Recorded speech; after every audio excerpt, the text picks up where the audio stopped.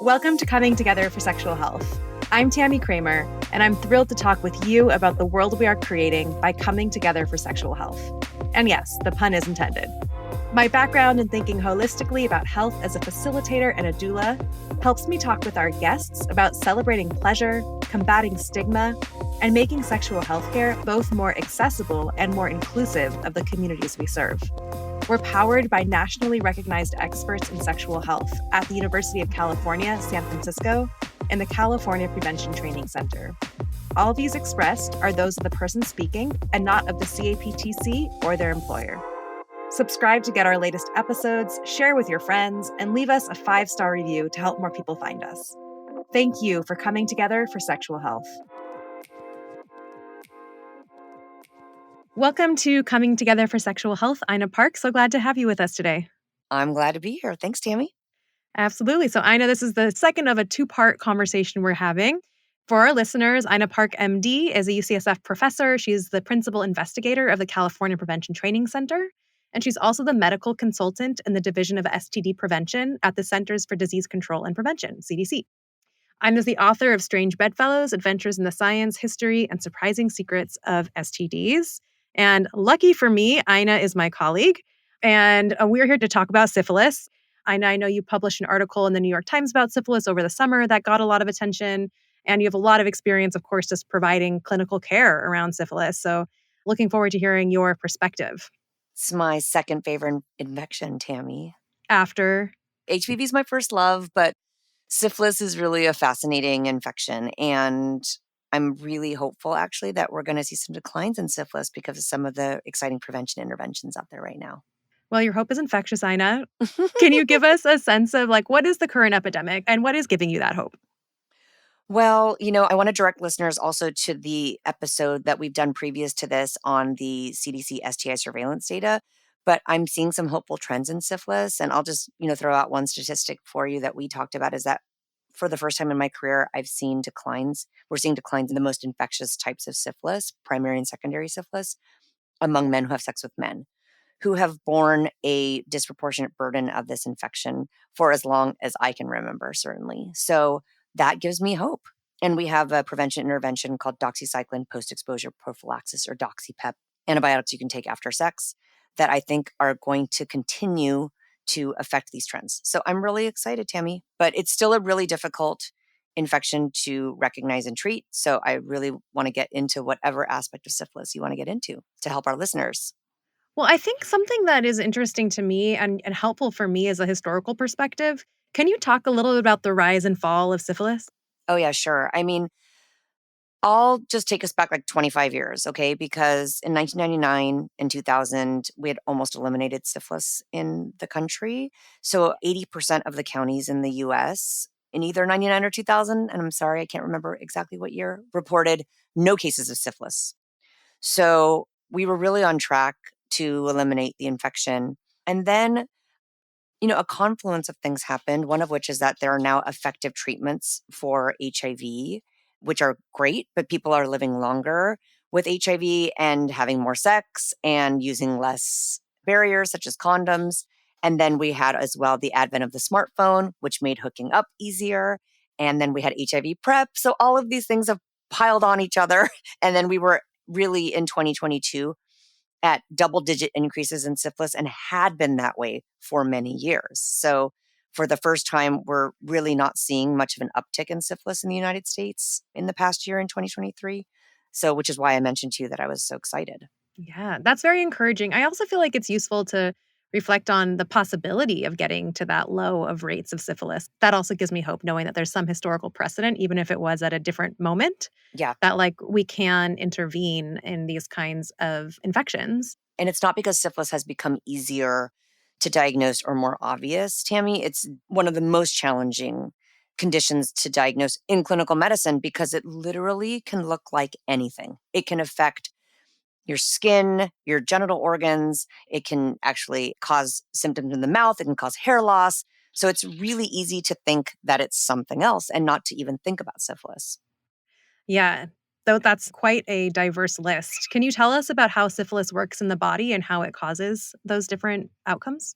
Yeah, typically when, someone has sex, then syphilis enters through some sort of break in what we call either the skin or the mucosa, like the lining of the mouth or the genitals or the rectum, right? So it enters and it actually disseminates throughout the body. But the point of entry, you will get typically a painless sore called a chancre. And if you do nothing about it, it will just go away on its own. So it's like the perfect STI for people who have a strong sense of denial, like, oh, that's not happening. And then guess what? It disappears. The issue is that it's really not gone. It's just gone into a little period of what we call a quiet state or latent state. And then as soon as 3 weeks later, you'll get a secondary stage of syphilis, which typically ends up being a rash.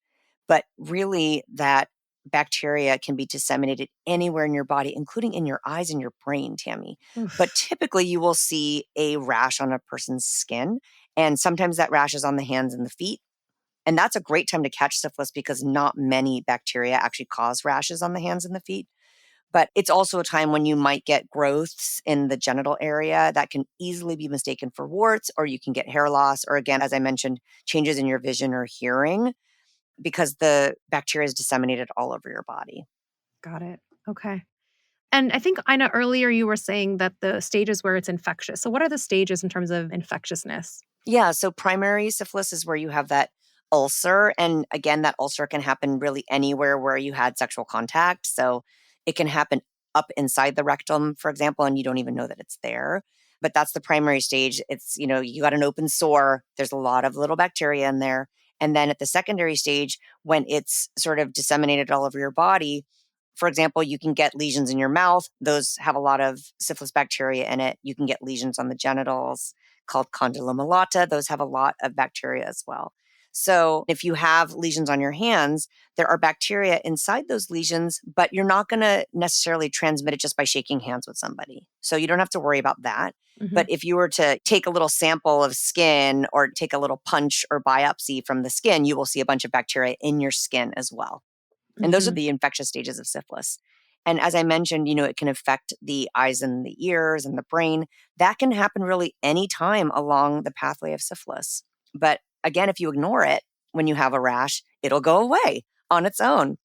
And then you can have it for a couple years or even decades, and you don't even know that it's there, but it Wow. can be causing damage to your heart and your brain, unfortunately. And later on, then you can show up with what we call tertiary syphilis. And that happens after a long, long latent phase where you may not know that you have the infection. You have to do blood tests to figure it out. Got you. Okay. And in that latent phase, are people not infectious anymore? That's right. They're not infectious, but Okay. the bacteria is still in your blood, and therefore it can still do damage to your body. Uh huh. But if the syphilis is truly latent, you should not be able to pass it on to a sexual partner. Okay. But here's the thing, Tammy, I mentioned that some of those ulcers in the first stage are not painful. So somebody could think that they have latent syphilis, but they actually have a hidden lesion that they're just not aware of, up inside the vagina or up inside the rectum. So when we diagnose somebody with latent syphilis, I feel like there's an asterisk on it. Do you know what I mean? To say, well, I think it's latent syphilis. Either way, you have to treat it the same as if it's early enough in the infection. Like if you think the person's had syphilis for less than a year, even if it's completely hidden, you still have to treat it the same as the infectious stages of syphilis. Yeah, if you get into the later stages, Tammy, which we call latent syphilis, meaning it's like you've had it for more than a year, but it's still hidden. Because it grows so slowly at that time, you actually have to give somebody 3 weekly shots of penicillin in order to kill and eradicate everything. So it's funny that even though you've had it for a long time and it's not growing very quickly, you actually have to give more antibiotic the longer you have it. Hmm. And what would the treatment be like if it was caught early on? You would just get one shot of penicillin. And you can also, if people are allergic to penicillin, you can give an antibiotic called doxycycline, which, as I mentioned earlier, we sometimes use for post-exposure prophylaxis too. Got you. And in 2024, I know there was a penicillin shortage that affected syphilis treatment. How do you think that panned out in terms of its impact on transmission? Well, that's a great question. I mean, yes, there was a shortage for many months. And some people, what they did is they pivoted to using that other antibiotic, doxycycline. And some people were also able to sort of ration those doses for cases, for example, in pregnancy, for which there actually is no alternative treatment. You have to use penicillin because doxycycline can't be used in pregnancy or it's contraindicated. Okay. And so for the most part, I feel like, at least from my vantage point, we were able to get some antibiotic to everybody that was active against syphilis. And I think for the most part, we didn't see a huge uptick in cases. So I feel like even though it was very stressful and challenging for health departments to address the syphilis epidemic in light of a shortage, I feel like it ended up doing okay in the end. That's really good to hear. I'm glad to hear there was the multiple options. Yes. And you mentioned congenital syphilis. So why don't we go to that? Can you talk a bit about congenital syphilis? Yeah, I mean, I think every case of congenital syphilis reflects really a failure of our public health system, Tammy, because if we think about the public health price of penicillin, which is the effective treatment for syphilis in pregnancy, it costs less than 25 cents per dose. Wow. I know. Now, some of you who are listening may say, but wait a second, if you have to pay retail for it, it can cost up to $1,000 per dose. So there's a huge disparity in the private versus public sector in terms of the cost of injectable penicillin. But unfortunately, we saw double-digit increases in cases of congenital syphilis in the past 5 years. But just in 2023, we saw that cases went up less quickly, which is good. They still went up. We have almost 400 babies who were born with congenital syphilis. And I know it sounds strange for me to say that that's encouraging because it was looking so much worse the year before. And the thing is about congenital syphilis, which you're also probably aware of, is that sometimes the babies are born stillborn or they die in the first 30 days of life. So sometimes it's too late to reverse the effects of syphilis on the baby. And if it's recognized that a baby has been infected with syphilis kind of close to birth and the baby is administered antibiotics, what are the outcomes that we see there? So if the baby has not had any organ damage from syphilis yet, actually babies can have a completely normal outcome in terms of their neurologic development and lifespan. So if you get the infection early, even if the baby is actually born with syphilis, you catch it early and it hasn't done a lot of organ damage, then you can have an absolutely fantastic outcome. Now, it's the cases where it's missed or the mother got the infection so early in pregnancy that a lot of damage has already been done. You really can't reverse any damage that's been done. But even when the baby's born with syphilis, you can prevent downstream negative effects. And those effects would be neurological, organ failure. Yeah, they can be on growth, bone development, can affect facial bones, teeth. It can affect the eyes and ability to hear. Really can affect any organ system. It's pretty incredible to think that one shot of penicillin could have prevented all of that for a new child. I know. Which is why I really feel like, Tammy, for the first time in my career, that the entire country is mobilized around this, is really mobilized. Like all the different STI programs at the state level, folks that I've interacted with at national conferences, everybody is so laser focused on trying to work on the congenital syphilis epidemic. Yeah. And again, Native American populations are the most affected in terms of the rates of congenital syphilis. And there is wonderful work being done in Indian country by Indian Health Services on this issue. That's really encouraging to hear, Ina. And something I had in mind was how response efforts to syphilis may or may not be building on lessons learned from response to other infectious diseases. Yeah, I mean, I think for this epidemic in particular, what I've seen happen on the ground has been really encouraging. And as you mentioned, like some of the lessons we learned from HIV are being implemented around syphilis. I'll give you an example. In Chicago, they started implementing screening in the emergency departments for syphilis. In the same way that emergency departments, when people are, coming in for a broken leg or whatever, that visit's being used as an opportunity to screen for infectious diseases like HIV and syphilis.